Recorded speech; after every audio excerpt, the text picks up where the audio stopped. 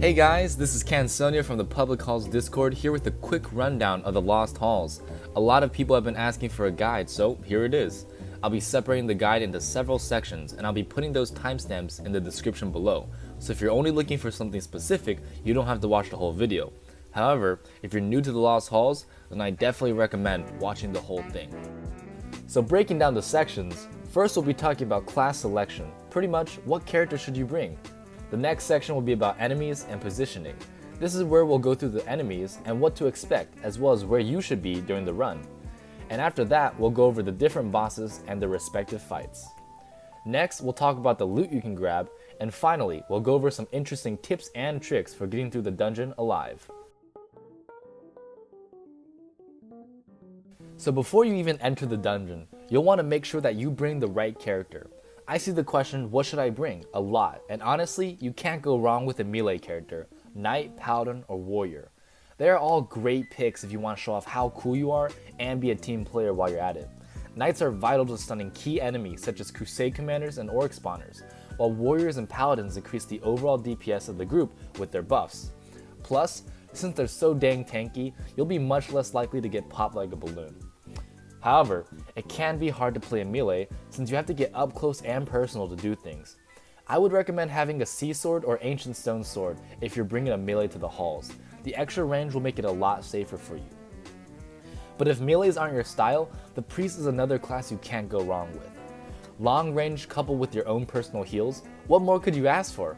Being able to do damage from the back and heal not only yourself but others makes priest a wonderful class for the halls. And the best part is, as long as you're landing your shots and hitting the boss at the right times, you're guaranteed to get loot.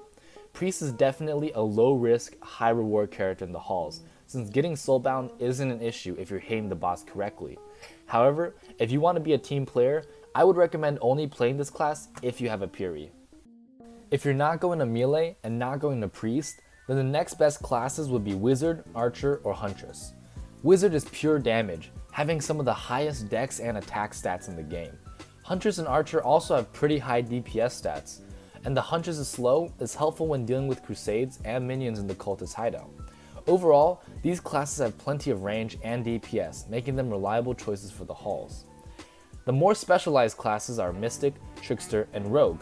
If you're new to the dungeon, I wouldn't recommend using these classes unless you have to. Tricksters and Rogues are used to rush, and Tricksters to decoy some enemies, while Mystic is used sparingly to stasis a few specific enemies.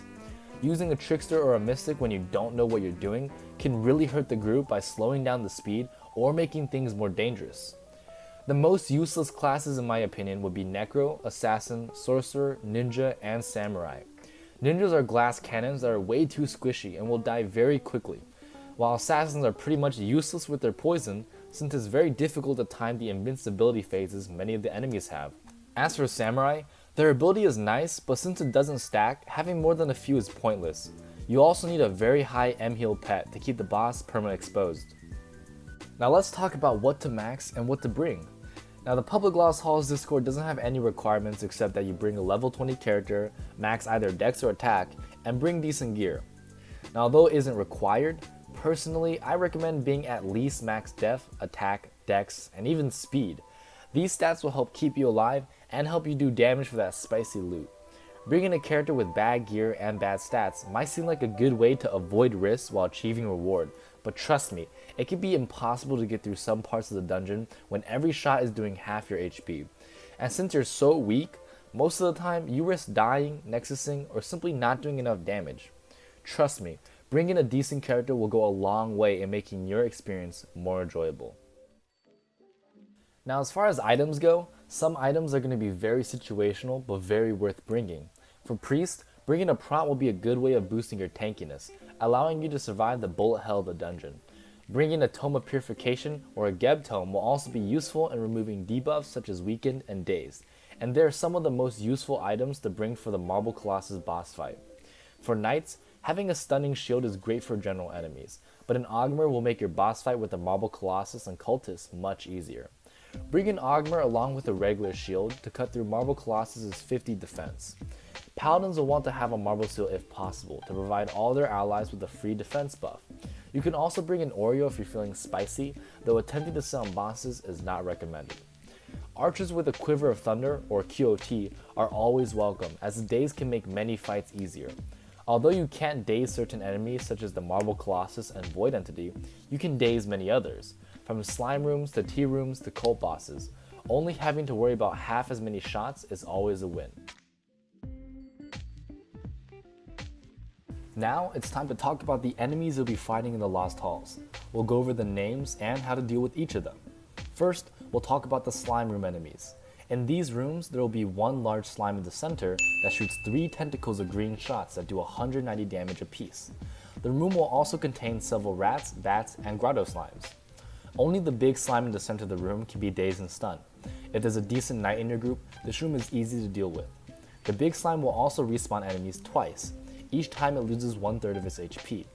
The big slime will become invincible for a few seconds and flash red before respawning a group of grotto slimes. The biggest thing you'll want to watch out for is stack shots, otherwise known as fidget spinners.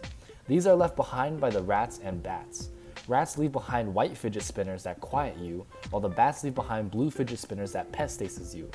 It may look like one shot, but a stack of 20 of these is more than enough to kill a character.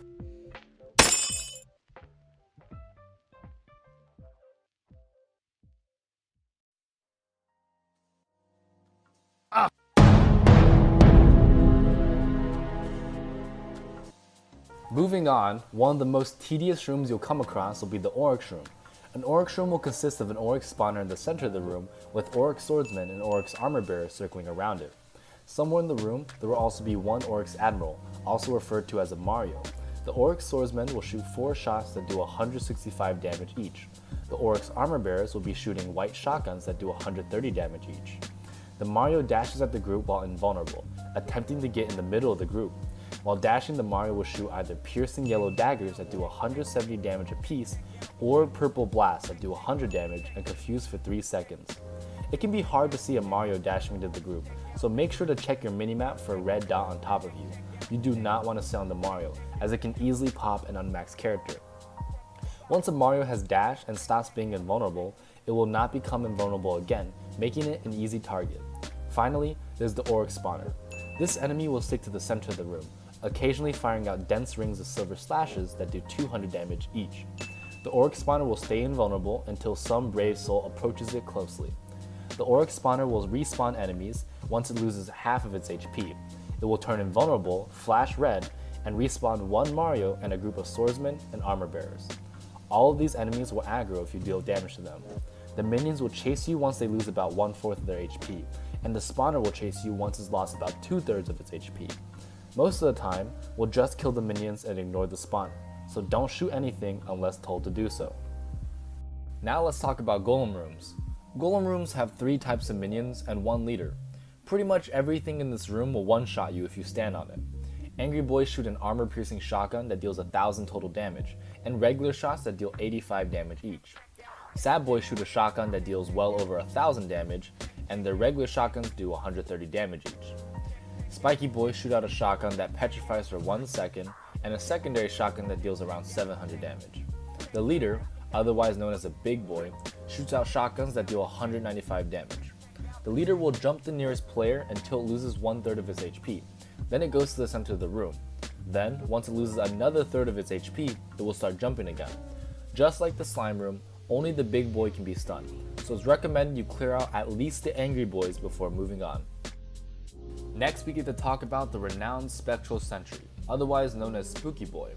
It is one of the only enemies in the game you cannot kill by doing damage. He shoots a shotgun of shots that either inflict pet stasis, which is blue, bleeding, which is pink, or slow, which is green.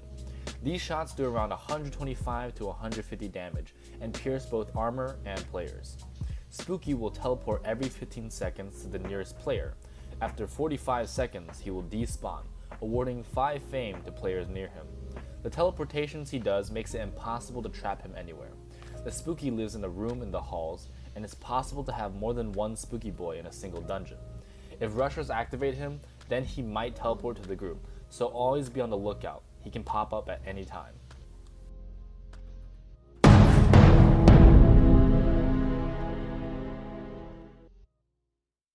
Finally, we get to the famed Crusades. Crusades are one of the quickest rooms to clear, but also the most dangerous. Once seen, the commander will not stop chasing you until you're at least 2 rooms away. Also, the commander has a lot of enemies that follow him around: soldiers, shipwrights, and explorers.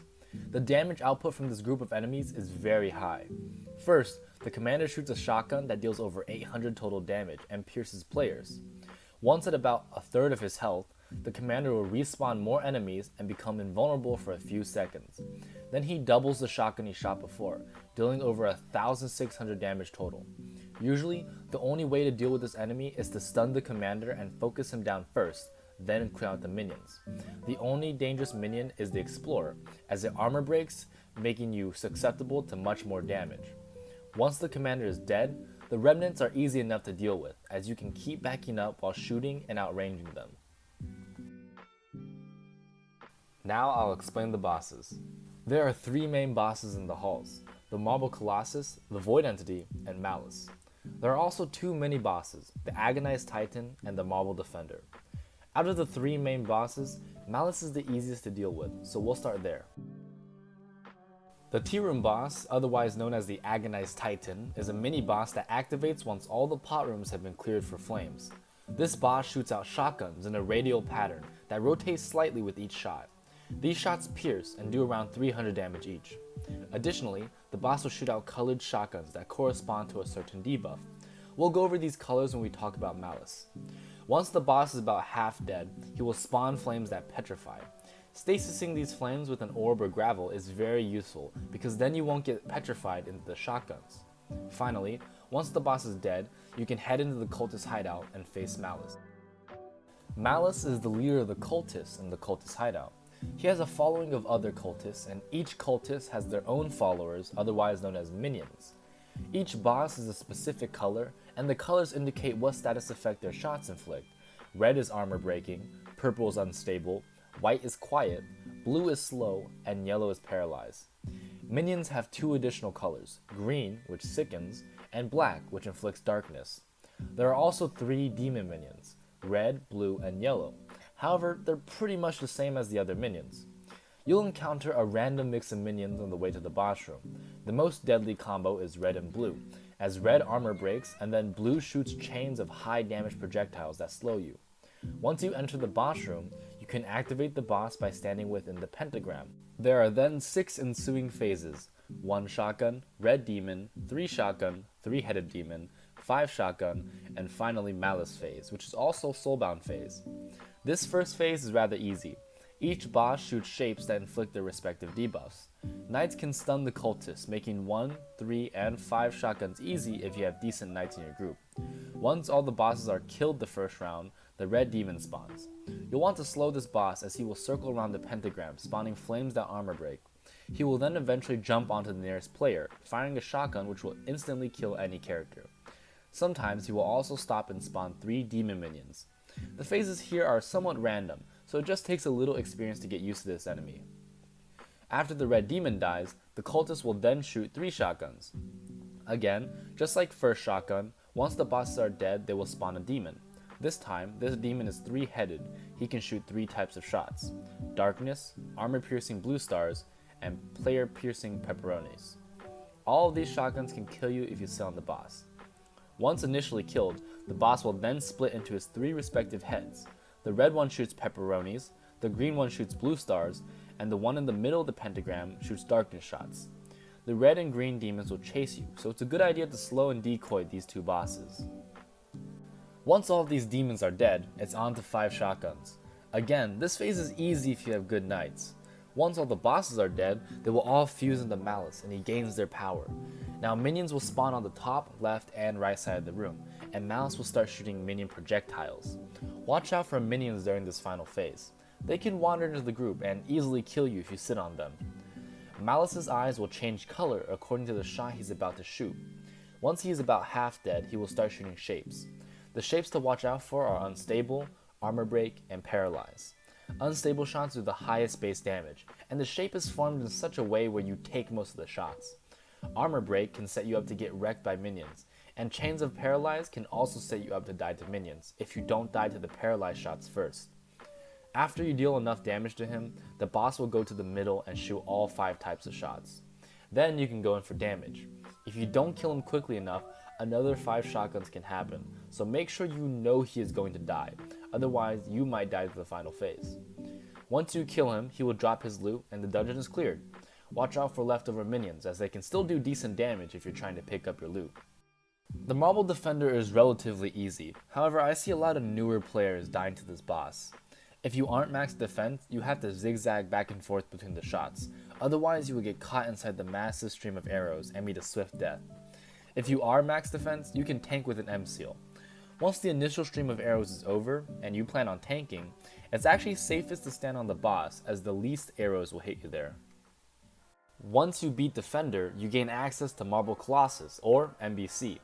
MBC is the main boss of the halls itself. For the duration of this fight, you should stay with the group. It'll increase your chances of surviving the fight. The MBC will go through a ton of phases and shoot tons of shots, so this will be a somewhat simplified version of the more important things you need to know. The first phase is rather easy, just don't stand too close as the boss shoots armor-piercing shots that can stack up the closer you get to him. The second phase is 6 tentacles. The tentacles will pretty much insta-pop you if you're not experiencing crossing, so it's recommended you just stay with the group. You want to make sure you dodge the paralyzes here, so you don't get stuck and run into a tentacle.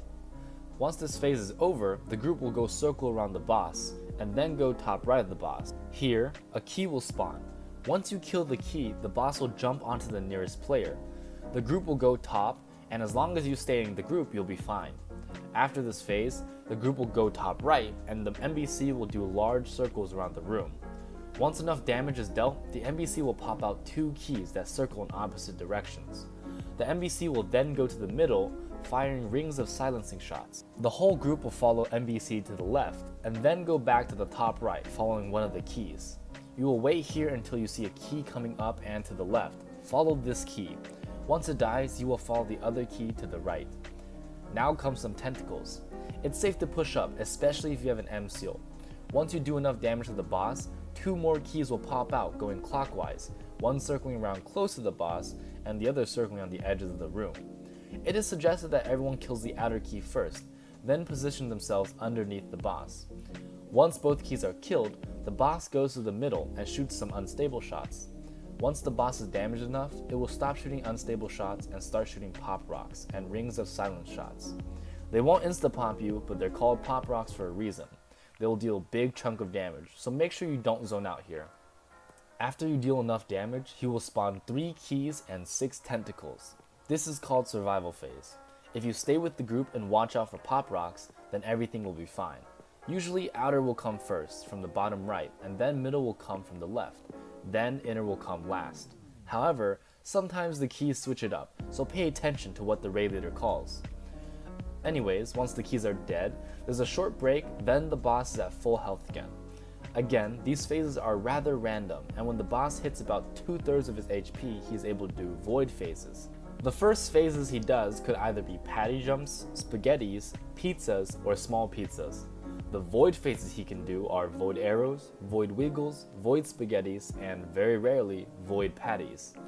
As long as you stay with the group and don't stay on the boss and do not stand in the middle, this is one of the easier phases of MBC.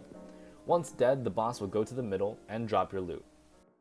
Finally, we get to the Void, the secret final boss of the Lost Halls. Surprisingly, this boss is not that hard if your dodging skills are decent. And no, that's not satirical. Void is one of the rare dungeons that you can't just group tank. Instead, you have to use real dodging skills to get through. Before we talk about the boss phases, there are 3 types of minions we should talk about: small, medium, and big boys. They all curse and pierce players, and if you stand on them, they pest stasis, so it's important to take care of these minions ASAP, because small and medium boys can grow into big boys if not dealt with. Small boys will shoot 1 shot that does 60 damage, medium boys shoot 3 shots that do 100 damage, and big boys shoot 1 shot that does 135 damage and also pierces armor as well as players, along with radial bursts of pet stasising stars. So you can imagine what chaos a couple of big boys can do if left alive. However, all these minions can be stunned, so knights are a great help when dealing with minions. Now onto the phases. The first phase is relatively easy. There'll be 2 different times the platform splits, the first split and the fourth split. After the platform splits once, the void entity can go to the middle at any time, so pay attention to your minimap as it's easiest to get damage when the boss is in the middle. There are a few shots the boss can shoot when he goes middle, however they're pretty easy to dodge and safe spot if you know how. For big fidgets, just stand between the lines of fidgets and push as close as you can. You can tank a few before having to back up. For small fidgets, you can tank these pretty easily. During this phase, the entity will shoot out one big boy to all the platforms, so take care of these after the phase is over. For blueberries, you can circle, or just safe spot and weave in and out. For Star Wars, there's no real safe spot, especially if you're not a range class, so it's recommended you wait until the phase is over before going in for damage. While circling, the Void entity shoots various shots ranging from Paralyze and Darkness to Petrify and Stun. The worst shot the Voids can shoot are Confuse shots, and this is what most people die to because the other phases don't do as much damage. However, these phases are random, so you may not even go through this phase. Once first and fourth split are done, and enough damage is dealt to the entity, it will enter Sonic phase. Again, there are several phases he can do here which are the same as before, just sped up. It is recommended that you move to platforms that need more people to help kill minions. Once you deal enough damage to the boss, he will go to the All Now Ends phase, where he'll go back to the middle and shoot out a small, medium, and a big boy at the front of the platform. Then, 3 sets of big boys at the back of the platform. During this time, the boss will alternate between shots, but just stand at the back of the platform and dodge and you'll be okay. Once the last big boy is out, the boss will split into 4 clones. During this time, you'll go to the middle if there is a Dex fusion, then you'll start circling around with the 4 clones of the Void. Full circling is for the more experienced, but if you stay close to the outside of your platform, slightly ahead of the boss, fewer shots will render from the other entities, making your life much easier. Once all 4 entities are damaged enough, the boss will go back to the center with the 4 entities still circling. The boss will shoot out several big boys and 12 shotguns of darkness. Then everyone will go in for damage and finish the boss off. Be careful, in the extremely unlikely case you don't do enough damage, the boss will repeat the 12 shotgun phase, but this will almost never be an issue. After you kill the boss there's the final chest phase for you to get your soulbound in, and that's a completed Void. Pat yourself on the back for getting 2 mana, smash your keyboard, and realize your life is a total failure, and cry yourself to sleep. Sorry about that, got a little bit carried away there, but that leads into our next section perfectly. Loot or lack thereof. As long as you do enough soulbound damage, you are guaranteed to get loot, so if you're not getting any backs from the boss, consider hitting the boss a little bit more. The Cultist and Void will always drop 2 to 4 pots, which can be any combination of mana or life, while NBC will drop 2 to 4 pots, 2 of which will always be attack and death, while the others can be life or mana. Now the Cultist can drop tops, UB rings, a UT Necro set, and will always drop at least 1 vial for 1 character. The NBC drops tops, T14 armors, and a UT Pally set, and Void can drop tops, T13 weapons, T14 armors, UB rings, a UT Archer set, and the Omni. First we'll talk about the ST set. The ST set is for the Trickster. The dagger drops from T-Room, Prism from Defender, armor from the Big Boy, and the ring from Angry Boys. The dagger, known as the Carved Golem Remains, features a fantastic range of 6.3 tiles, but sacrifices a bit of damage. However, this makes it a lot safer to play dagger classes, and the dagger gives a 6% fame bonus. The Prism is one of the best prisms in the game. It doesn't teleport you, but leaves behind a decoy that looks a little bit like an Angry Boy. Once it disappears, it dazes enemies within a 1.75 radius. The armor, which is usually called garments, is one of the best armors in the game for DPS, giving 8 attack but only 14 defense. The ring is meh, providing 70 HP, 5 def, and 5 speed. Now with a recent update, the set progressively provides more buffs the more parts of the set you equip. So with 2 parts equipped, you get an extra 3 defense and 15 vit. With 3 parts, you get an additional 10 attack and 5 dex. And with 4 parts, you get an extra 40 HP. To maximize damage on the Trickster, you can equip everything but the dagger, leaving you with 83 attack and 80 dex if your character is maxed. In place of the dagger, use a Ripper or Tear Dagger and you'll be doing tons of damage. Moving on, the first UT set drops from the Cultist hideout and is for the Necro.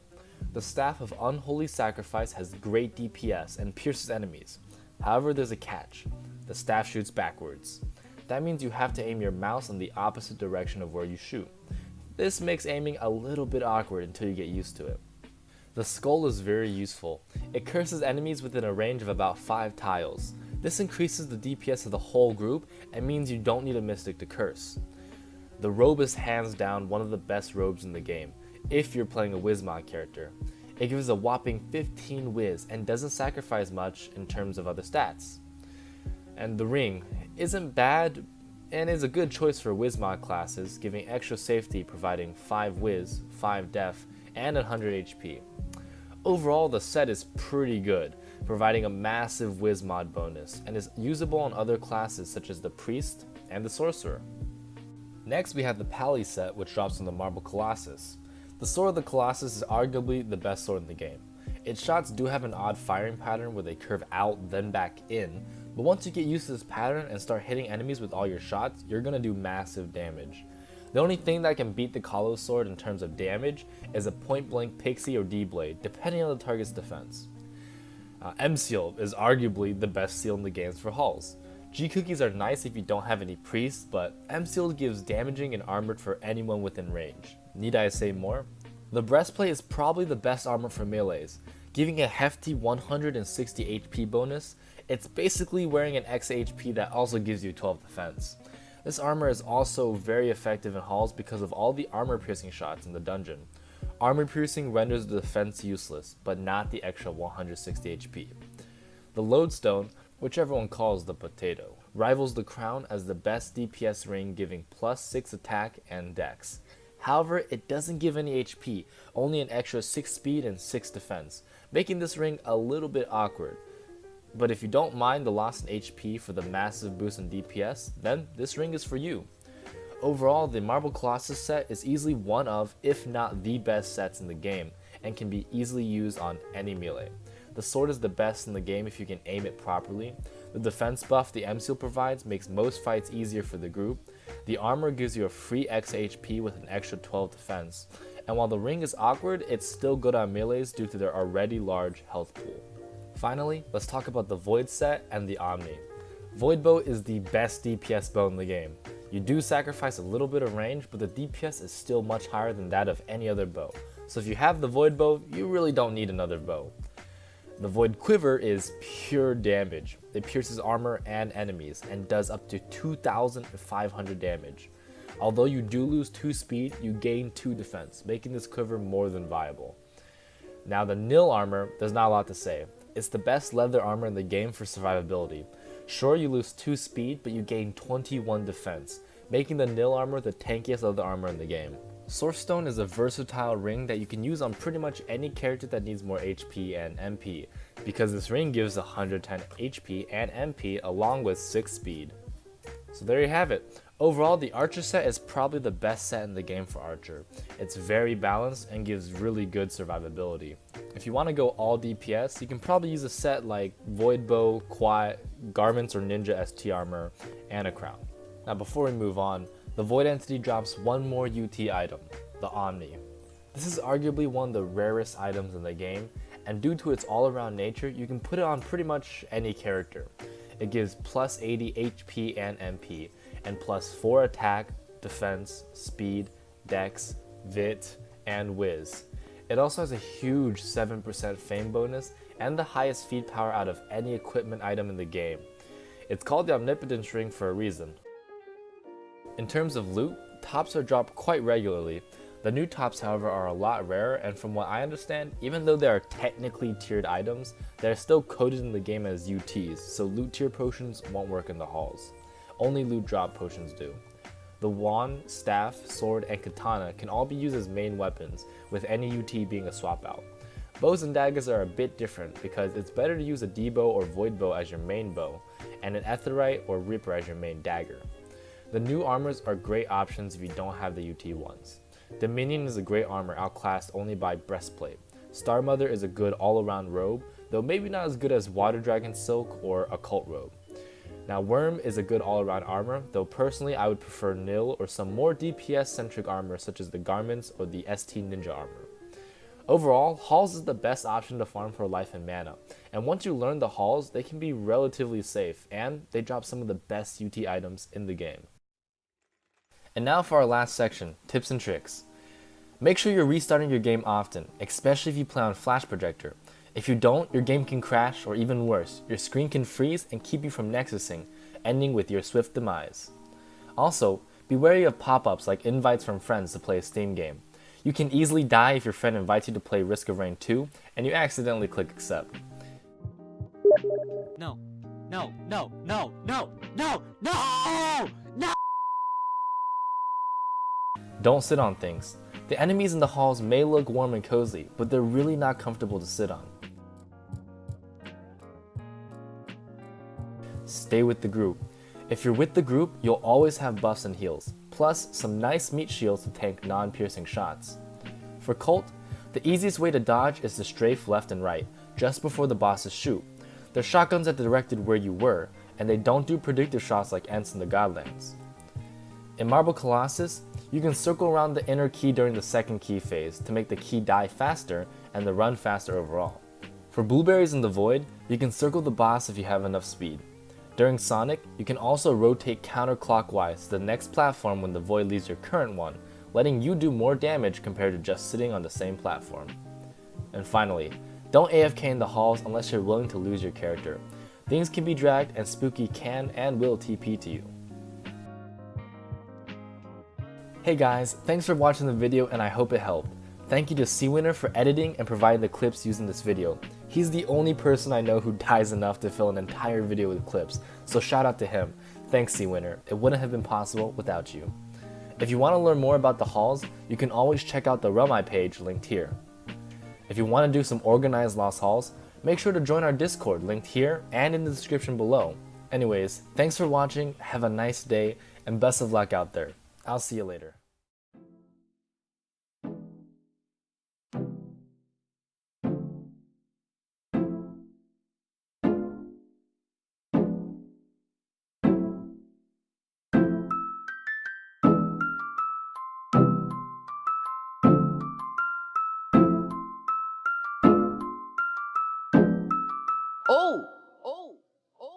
Yeah, going 8 like nigga.